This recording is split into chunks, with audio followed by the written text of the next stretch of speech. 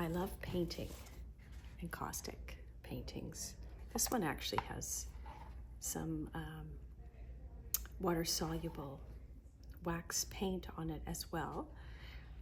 But I also love that moment when it's done of taking the protective sides and backing off of it. So I put a piece of scrap paper on here, and I'm just going to peel back that edge.